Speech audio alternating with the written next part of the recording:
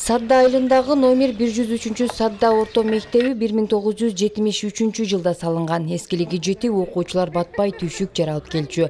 Азыр болсо жаңы мектептин курулушу кызуу жүрүүдө. Учурда кышкыноо ишине келип калышты. Иш жакшы болуп атат, Кудайга шүгүр. Сегин 10 күн болду баштаганыбызгачы. Жакшы эле болуп атат. Айлыкта деле өз убакытты берип атат. Бардыгына. Камчылыктар жок, жакшы. Болот мана.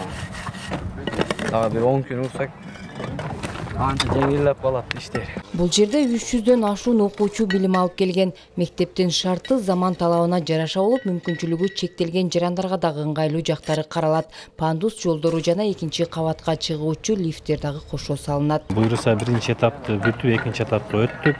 Дуал уруу иштери жүрүп жатат. Буйруса бир 2 жуманын ичинде биринчи кабатты толугу менен бүтүрүп, экинчи кабатка киришебиз.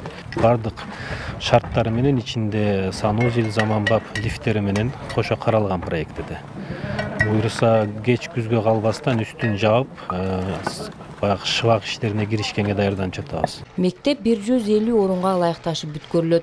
Аилели көп жылдан бери күтүп жүргөн тилектери ишке ашканына кубанып турушат. Эми алардын балдары дагы башкалар сыяктуу заңгыраган заманбап билим уясынан окуп калышат.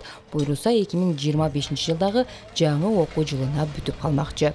Эски мектепте абалы начар болчу. 40-50 жыл болуп калды эле бул мектепке курулган. Зектеп, Нура кулап түшөйүн деди эле бар жолу. Жакшы проекттер бар экен, ушуга элдер аракет кылып, директорубуз айрыкча